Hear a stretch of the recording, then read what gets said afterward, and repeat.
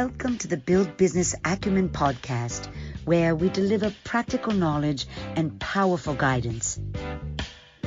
Here is your futuristic host, Nathaniel.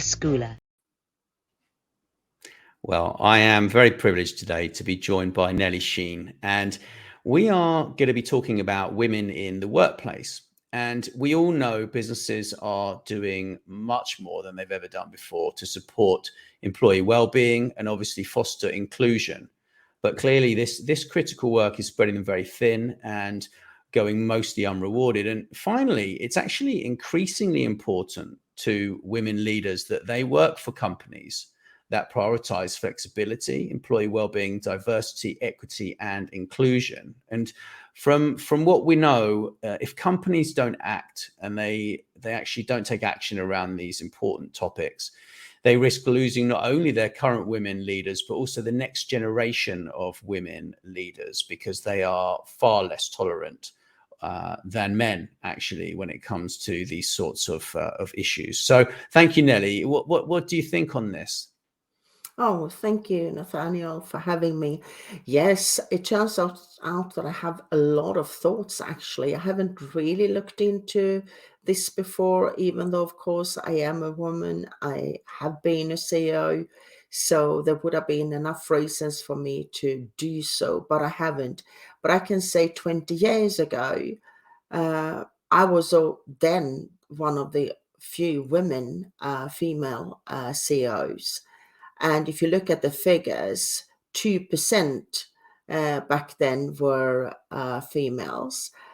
Today, 2022, the latest figures, then 11% are females. So yeah, there has been an increasement, but not really that huge. And you wonder, why is that? And when I started to look into this and talk to other female CEOs above all, I then actually identified a few behaviors and also values with women, for instance. There is a negative correlation between success and likability, whilst there is a positive one for men. And what does that mean?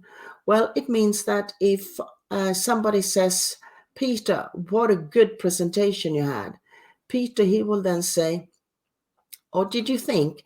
Yeah, I have done this a few times and I really think it sits good with me. I'm happy with this." Whilst a woman, when you say, "Sarah, this was really nice, your presentation," she will say, "Oh, do you think? Well, I actually got some help from my husband, and I'm also in touch with a professor from my uni, so I do get some support, and I really like that." Meaning that a woman will not take credit for what she has done.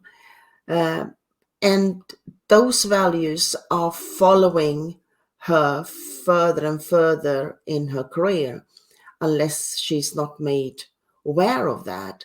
And you can also just go into when women and men start to work, for that matter, and the first job, then 57% of men will actually start to have a negotiation about their salary. They're not just happy to take what is on the table.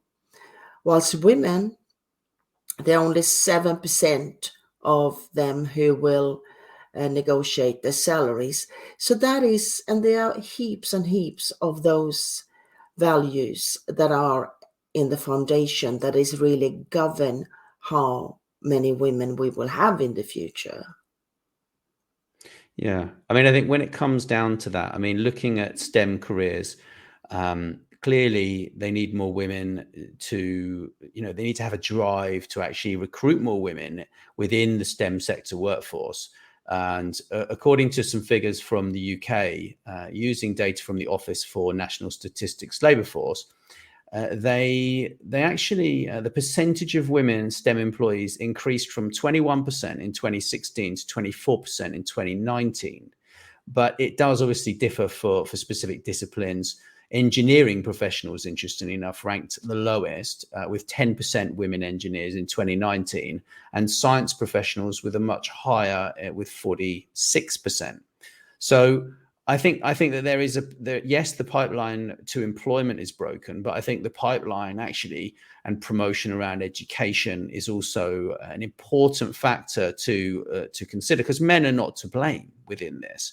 I think also we can think about is, when it comes to leadership, men within leadership, men naturally have high testosterone and low cortisol.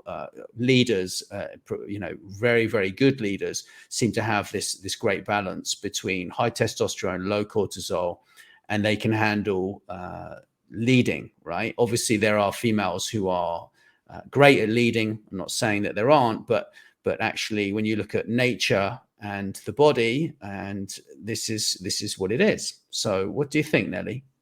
Oh, there is a lot there. Let me start off with the cortisol, because that is absolutely correct. And women are the ones carrying the children. And it is just a fact that married men who are CEOs, 2/3 of them, they actually have children. Females who are married and are CEOs, there are only 1/3 of them carrying children who have children. And that is a fact that has been around forever, I should say. And even if they have children, they usually just have one child. And from the day when a woman, when she get pregnant, she will start to think, okay, how can I work my life around this little baby, and so that everything can work nice and smoothly. Whilst a man, he will think the other way around, the opposite way. So how the baby can work around his job, and how the family can work around his job. So again, there are these values that are present, and I don't really know what to do to change them, because I think that now we are 11%, and as you say, the STEM jobs, they are not really increasing at all. And you really just need to go to school and go to senior high schools and then go further to uni. There are very few women already at those level who are studying those subjects. And if you ask girls, it's very rarely that they will say that science is their favorite subject. And why that is like that, I don't really know.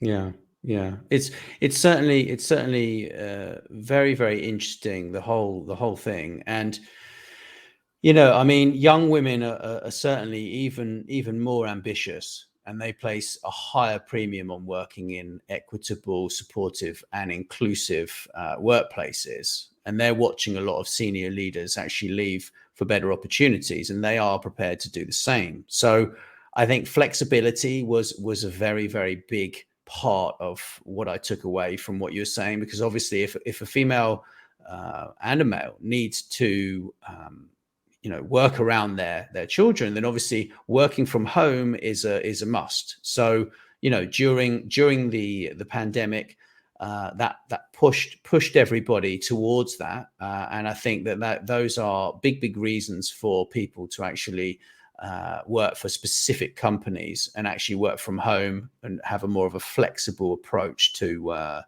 parenthood and actually to work itself. Yeah, I absolutely agree with you. And I think that, I mean, in some countries that was already working like that you had the chance to work more from home. But for other countries like Australia, that I know very well, that was something completely new. And it was just because of the pandemic, and that there was a complete lockdown for 18 months, and you still need to have the industry going. So now when they have seen that actually the companies were still healthy and they were still running, even though everybody were working from home, surely we can carry on doing that. But of course, coming into the offices now and then when needed. But we have also seen how we can have our meetings online like we are doing now. So it's really not that necessary to have that traditional way of working. And hopefully that can be a factor that can support women in their way of working. Having said that, it wasn't only during the pandemic that parents were home, children were also home. And it turned out that women were the ones looking after the children at home because they needed stimulation and teaching. And it didn't really work that well with teaching from school online. So, yes, there are positives, but the traditional roles are still there. And Yeah. I don't really know how to change them or if we want to change them, but it certainly takes a lot for a woman to have this career. And so many are saying, you can have it all. Yes, have it all.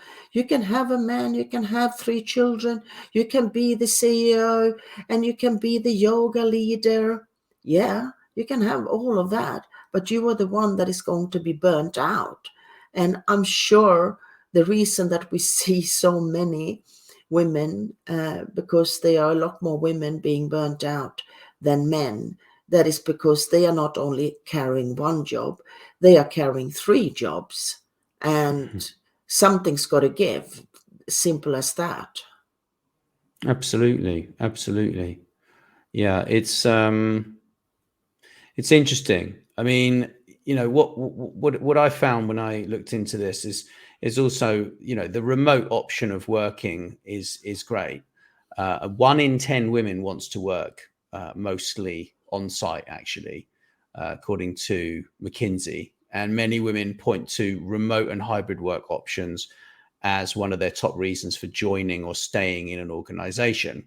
And what also is interesting is, there are a lot of microaggressions. So, basically bullying by men is actually the decrease in microaggressions was large because working from home, it made it a lot easier for mixed race, LGBTQ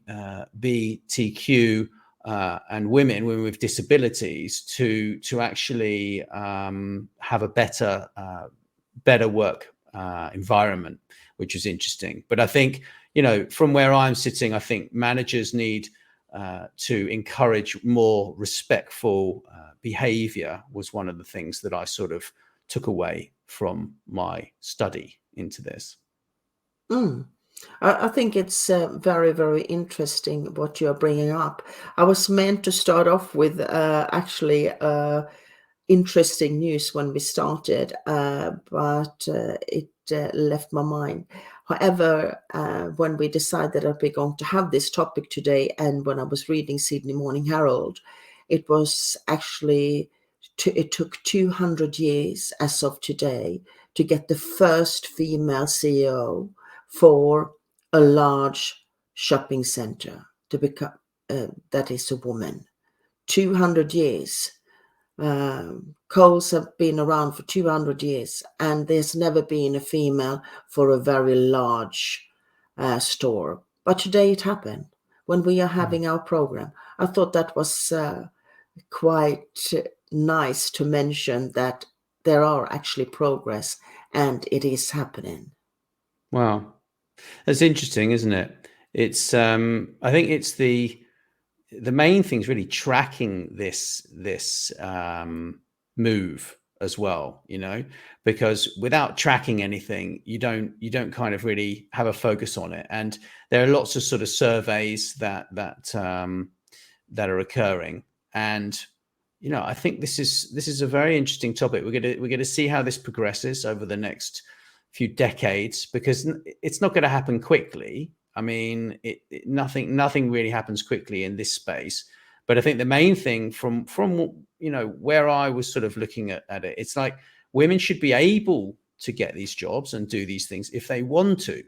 they shouldn't just be forced to if they don't particularly want to. And there's always going to be that. And it's like, I don't know, it's a very challenging conversation for us guys to have, because we don't want to get Why is accused it of challenging? Well, because of political correctness. We might say something out of character, perhaps because we're nervous. We don't know the subject too well. And we might say something wrong. And then we get lots of women telling us, well, you're wrong. And so we're kind of worried about this, I think, from well, I am. I don't know about other guys. I've talked to a few guys about it, and they're worried that they don't upset the PC correctness brigade, and it's a real challenge, to be honest, to say the right things without without upsetting anyone. And this is the day and age that we're living in, really. But I mean, the main thing is really keeping an eye, from what I gather, keeping an eye on managers, sharing the well-being and diversity metrics, and actually publicly acknowledging managers who stand out for supporting employees and fostering inclusion on their teams. And also, the two major things were focus for companies to progress toward gender equality must be getting more women into leadership and retaining the women leaders they already have, which we're going right back to the beginning of where we started. So thank you, Nelly. It's been fantastic. Did you want to end in the last 20 seconds and say anything else, or? No, I just want to say, hang in there, women. I know that there are really, really tough days when you coming home and you're thinking, what am I doing this for? But you will see the younger generation coming, and then you will have your answer. Thank you so much. Thank you, Nathaniel. Thanks so much for listening. Please subscribe, and wherever you prefer, share with your friends. And if you enjoyed the show, drop us a review on iTunes or wherever you listen.